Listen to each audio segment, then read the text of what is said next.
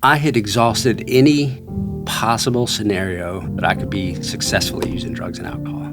I ground it into the stump. There's no way I could, maybe I could only drink on Thursdays, or maybe I could just smoke weed a little bit. I got to a point where it was real clear that it is either sobriety or death. Welcome to Unseen Atlanta, an Atlanta Mission podcast. We believe storytelling has the power to shift perspectives and spark change. Each episode, we will bring you a powerful story from a member of the Atlanta Mission community. I'm your host, Rachel, and I'm joined by my co-host, Jonathan. This season, we're focused on what it really means to invest in Atlanta. Our guest today is Mark Coffin, who has been living in recovery for over 30 years. Mark is such an example of not giving up hope and how it just takes one day at a time for you to continue this work of living in active recovery. So we hope you enjoy our conversation with Mark Coffin. We are so happy to have today with us Mark Coffin. He is the founder and CEO of a tech company here in Atlanta. We are here to talk about Mark has been living in recovery for quite some time. And so we want to kind of talk to him about his story. So Mark, thank you for being here. Yeah, absolutely. We're so happy to have you. Grateful to be here. Yeah. How are you doing? I'm doing awesome. Yeah. So Mark, tell us, before we kind of get into like your recovery and all that, tell us a little about yourself. Where are you from? Yeah. What was your childhood like? Those sort of things. Sure. So born in Nashville, Tennessee, I was the youngest of 5 boys. My dad worked for the Presbyterian Church and was a minister. And we moved to Atlanta in the late 70s. So I feel like Atlanta's home, been here for a long time. So did the Presbyterian Church bring them to Atlanta? Yeah, sure did. Okay. So that's why he was in Nashville. The headquarters for Presbyterian Church moved from Nashville to Atlanta. So we were talking a little bit about, before we started recording, and you said that there's kind of this like addiction pattern in your family. So tell me a little bit about that. Yeah, for sure. So my father and 4 of my brothers are in 12-step recovery. And so it definitely seems to run in the family. So was it a part of your life growing up?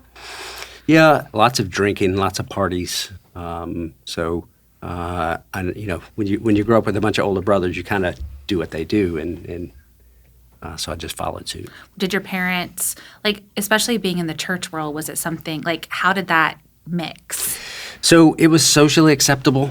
To be Presbyterians were much more progressive than the church circles I grew up in. Yeah, it wasn't a Southern Baptist household, it was a Presbyterian household, so it was lots of parties, lots of drinking. Okay, so it was just a part of your life. Yeah. So tell us about how like you kind of fell into your addiction, because you kind of talked about chasing it around the country. Yeah, so the first time I did real drugs was the first time that I felt comfortable in my own skin. And I chased that feeling to the bitter ends. So it was just, didn't fit in, didn't feel comfortable, was super hyperactive. And the first time I got high was the first time I felt any kind of relief or comfort or was okay. And how old were you? 9. 9? Yeah. And like where was this because your family? Yeah, just older brothers. Again, Okay. when you have older brothers, you kind of do what your older Well, and brothers that has to be really, you were so young. So it probably really dictated your life. Yeah, it was an immediate. I think we were talking a little bit earlier. It was obvious to me from day one that I didn't do drugs and alcohol like everybody else did. That there never was enough. I was never done. When everybody else said, "Okay, we're going to go home because we got to get up and go to school," I was searching in the couch cushions. I was staying out all night when everybody else was going home. From 9 to 15, I as much as a teenager can, went straight into full-blown addiction. So I hit my first rehab here in Atlanta at 15. 15? Wow.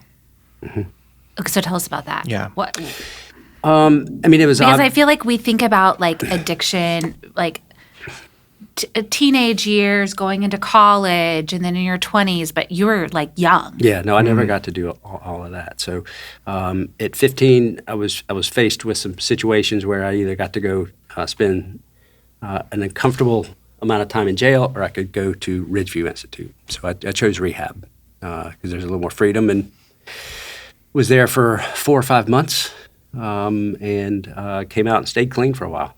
I didn't like being there. I didn't like the people. I didn't want to be there. Were you in school at this point? No. No. No. And what were your parents? How were they dealing with all of this? Not great. I was the fifth one that had, had a bit of a tough time growing up. So all my brothers before me also had some drug and alcohol addiction issues. So they didn't love it. I was the baby. I think they had hoped that I'd be different, right? But my dad had entered 12-step recovery, and he just wasn't going to watch me get destroyed without trying to do something. So, So your dad was already in recovery at he this sure point. was. Yeah, sure was. So I credit him with all of us being clean now.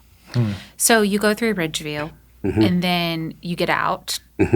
And at that point, are you going back to high school? What are you doing? No, I tried high school. It just we weren't going to ever get along. So I got a job. I went to a lot of 12-step meetings. I did all the things that they told me that I would have to do if I wanted to live. And that was change all my friends, start going to 90 meetings in 90 days, and start trying to work a program and build a faith, and kind of all those things that we're told in early recovery that if we don't do, we're probably not going to make it, right? So I did those things and stayed clean for some amount of time, and then as addicts tend to do, I went back out and relapsed. You did. Yeah, oh yeah. How old were you? How old were you? I think I stayed clean the first time when I got out of Ridgeview for 9 months, relapsed for about a year, stayed clean for about 5 years, relapsed for a couple of years. So it was just this pattern. Yeah, sure. Yeah. Sure. And why do you think it never stuck? I mean, at the time, it felt like it did stick. So 9 months with no drugs and alcohols, that's a milestone, man. That's It's a huge milestone. That's what I'm saying. So I think that it takes a lot of diligence. So recovery isn't something you work hard at and then wrap up and move on. So it is a daily effort, right? And so if we could quit doing those basic fundamental things that get us clean, we don't get to stay clean. And that was kind of my story. So during this time, you have this back and forth with addiction. Your brothers, are they staying clean? Are they in recovery at this point, or? I mean, I hate to say, I don't know, because my life was a little bit. There was a lot of chaos going on, so I wasn't real close to my family at the time. Gotcha. So I don't know. So they weren't influencing your day to day. No. And were you in Atlanta at this point? In and out. Okay. So we shared earlier that the joking way I say that now is no matter where you go, there you are. Yeah. I did a lot of running for myself, so I traveled a lot. Right, just to kind of Get away because you felt like that would change your. Usually escaping bad situations, trying to get into a new situation, right? So at the deep root of this, it sounds like you never felt like you said that it was the first time that you tried it. It was the first time you felt comfortable with. I've heard a lot of addicts say that a lot of the root of why we do the drugs and alcohol is to feel different, right? And that was true for me. I was in a bad situation. I didn't like the way I felt. I didn't feel like I fit in. I was extremely hyperactive, and I wasn't a good candidate for school, so I was always in trouble at school. Right. Didn't fit into this mold of what we thought. At all. At all. And you couldn't figure out how to chart your own path, it sounds like. Well, it was the 70s, and there wasn't a lot of room for charting your own path. It's true. That's true. Yeah. It's a much different world now. It is. So it was very much like you go to school, you go to college, you get a job, and there's that. Yeah, and that, it wasn't giving me my path. Yeah. So then when did you get sober for the last time? So in the late 80s, a version of my drug of choice came out that kind of changed the game, right? So it took a casual addict and made them into a wreck. So this particular drug of choice stole everything that meant anything to me. So my clothes, my family, my pride. And really got me to a point where, they say the bitter ends are jails, institutions, and death. And death was the only thing left for me.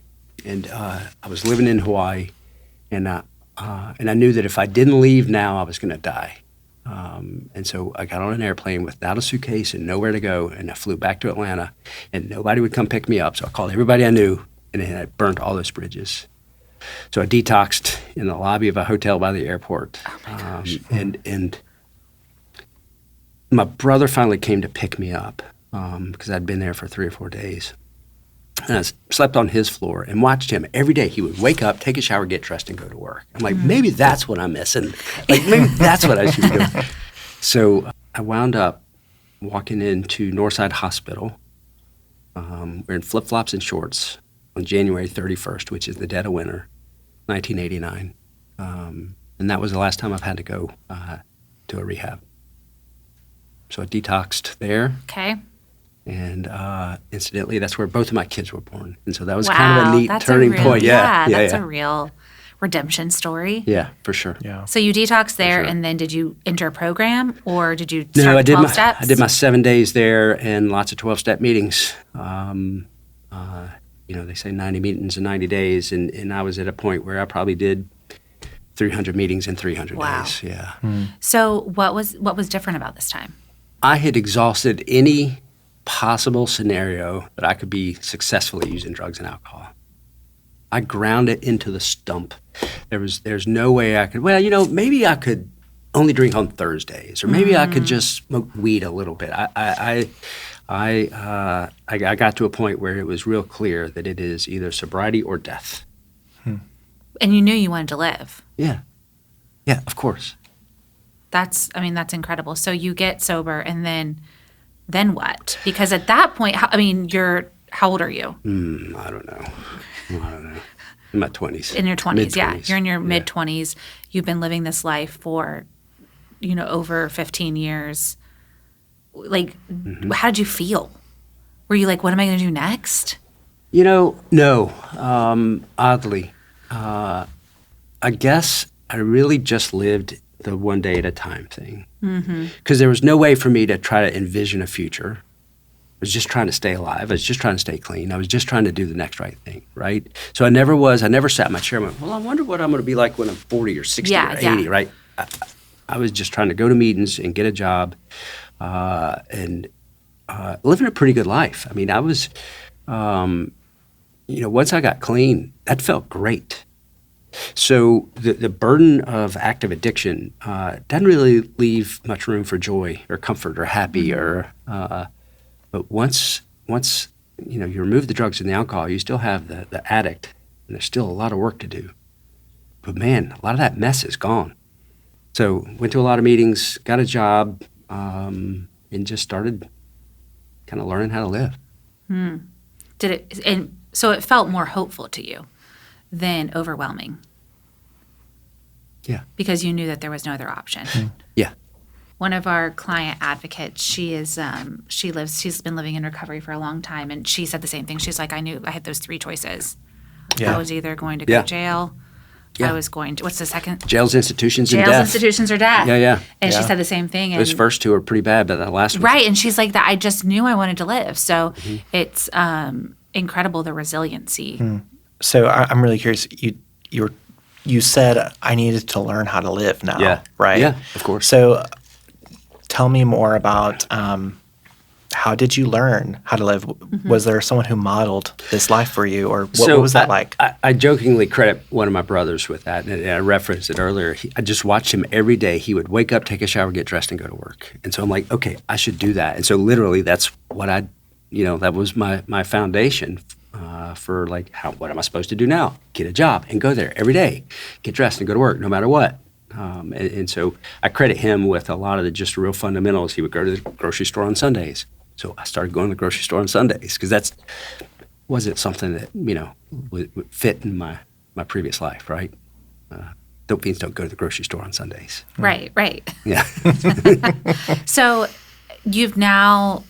then what did your life look like between then and now? Like, lots changed. Yeah, lots changed. I remember my first sponsor, Greg R., telling me in my first probably 30 days clean, it's like if you sat down and wrote down your wildest dream about what your life could be, blah, blah, blah. I think this old man is crazy. He's lost his mind. He's like, if you could write down your wildest dreams of what your life could be, you would sell it short. God's got a better plan for you. I remember, that's the dumbest thing I've ever heard. And it is 100% true. if I'd have sat down as that 20-something-year-old kid and written down this wildest dream, I wouldn't be close to where I am today. So the journey, it's just kind of one of those one step in front of the other. Yeah. I did construction. It was easy. It made sense to me. And somehow or another, that transferred into IT and networks and computer systems. It just made sense. It works on the same principles as everything else.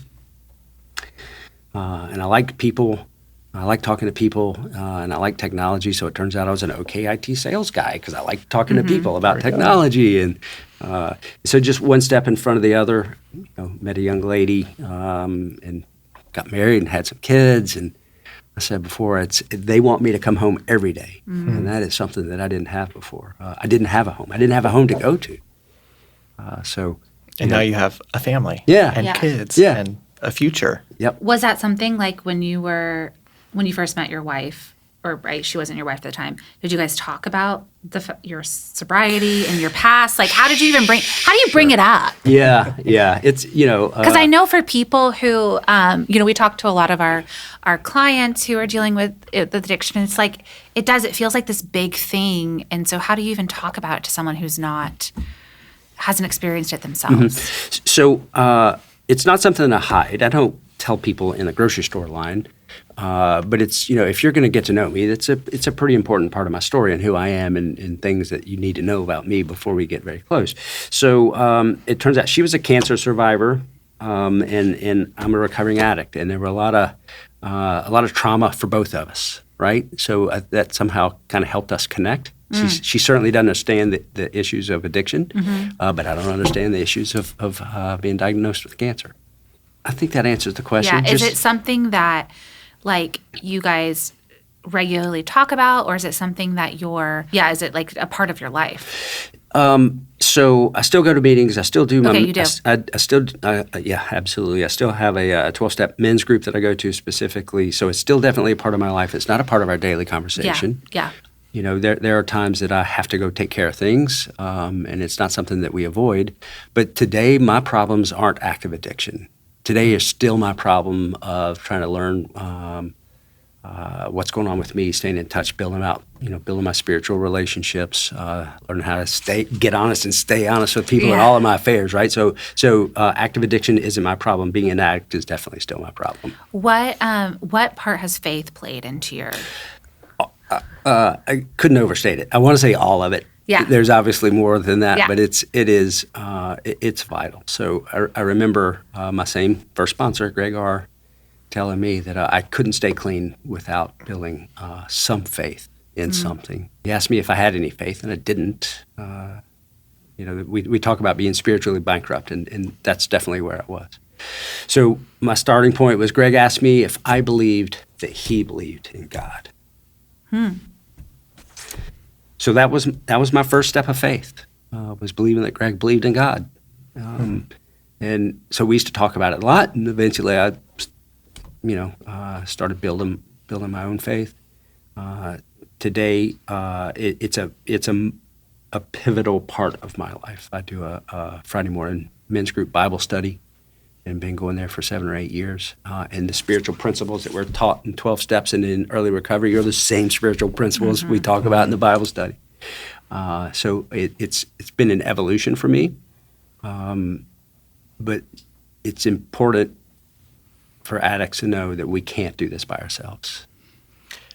I'm really curious. You mentioned earlier that your dad was an addict, your brothers are like it's in the family. So now that you have children, how are you thinking about how are you talking about addiction and making sure that this could be something in their genes, like you said? Yeah, it's important. So we've had the conversations, and we'll continue.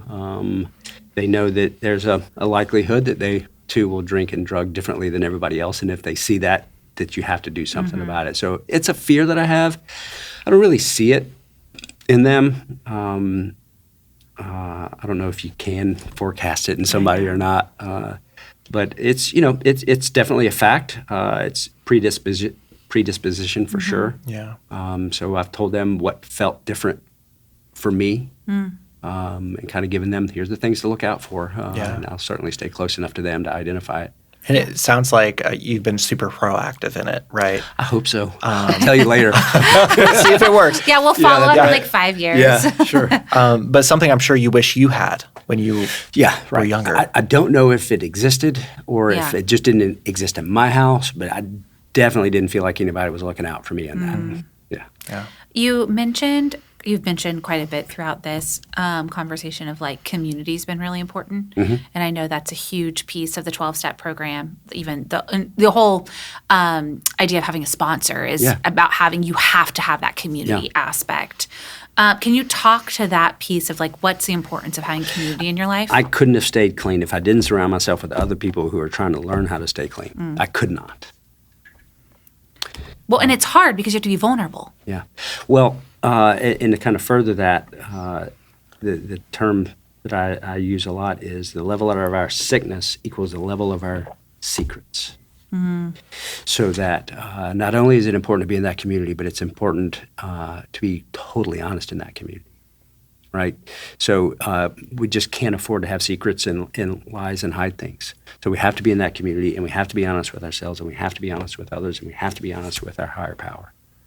I don't think there's any other way to stay clean long term without that, and that's hard. It's real hard. We got deep secrets. I mean, there's things I don't want you to know about me, right? And I don't have to tell you. No, you don't. I have to tell somebody. You have to tell somebody. I have to tell somebody. Well, and I think that's so. I live with someone who's in recovery, and I always say like the 12 steps are really for everybody. Of course they are. Well, I know, but it's not a part of our. We were talking before. Mark said he's a crier, and I said people that I've met who are in recovery are much more in tune with themselves because you have to hold that mirror up to yourself. And I think so many of us don't have to do that because of, maybe the differences in the way that we're wired. And so I think it's so powerful, like you living out those 12 steps is so powerful. What would you say because we were talking about this also before we started, addiction is really like the great unifier. I mean, that sounds terrible, but like we've all been touched by addiction. Whether it's ourselves or someone in our family. What would you say to maybe somebody who knows someone or has someone in their family? How do you support that person? Yep. So that's really one of the most difficult things is learning how and when to enforce tough love. So an addict who's being enabled is likely an addict that can't get clean, right? And that's a tough one. I look at my kids, man. I wonder. My father did some things with me, for me, that I don't know if I could do with my own kids. I mean, I love them so much. I don't know if I could show that tough love like he did. And it saved my life. Right. But that's a hard one. And the other message really is that addicts do recover. I'm proof. It can happen. It's hard, but there's a balance between giving up on somebody and showing tough love, right? And that's super hard. I've had a lot of friends who go back out. I can't hang out with them. I just can't. It's a slippery slope. There's an old saying about if you hang around a barber shop long enough, you'll get a haircut. Well, I don't need that haircut. Yeah. So I can't be around it. I can love you and support you, but we're not hanging out. So and I think you're such proof of like it may not happen the first time. Oh, like for sure. You started. I know, but it's hard because you're like they have one shot. Yeah. And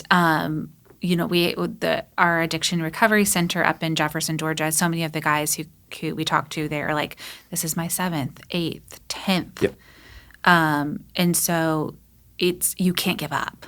What are you going to quit trying? Right. But we think it's like this one shot and then it's over and then it's done. And it's like, that's just not life. Yep. That wasn't my story. I'd say the majority of the people that I know that have long-term clean time have relapsed. I'm not suggesting it. Of course, we're not suggesting it. But it is not the end. Yeah. A lot of times that relapse is really what helps somebody realize that it is now or never, right? That we may not have any more chances. And that's the fear is that, we go back out and we die. That relapses don't always end with, and then I got clean again. Right. Well, and you just have, now you've built a company, if someone came and just looked at you from the outside in right now, it'd be like, oh, no, of course. Right. One of my favorite things is when I tell people that I'm a high school dropout. when we're in the boardroom and they're all MBAs and I'm the high school dropout that just took a shower, got dressed, and went to work every day. Well, and you're not ashamed of it. No, and in fact, it's important that people know, like I said a second ago, that that addicts do recover, and that not everybody gets here the same way, and that your journey is your journey, and I need to respect that, but it's not my journey. Mine's going to be real different than yours.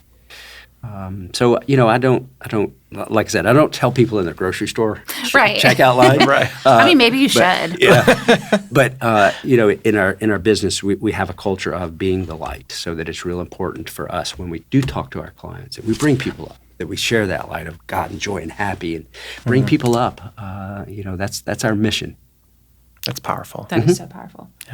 Well, thank you so much for talking with us today. Yeah, I absolutely. really hope that you guys got to really get to know Mark as we got to know him, and just how powerful it is, the power of community, particularly when you're walking through long-term recovery. And congratulations on over 30 years of recovery.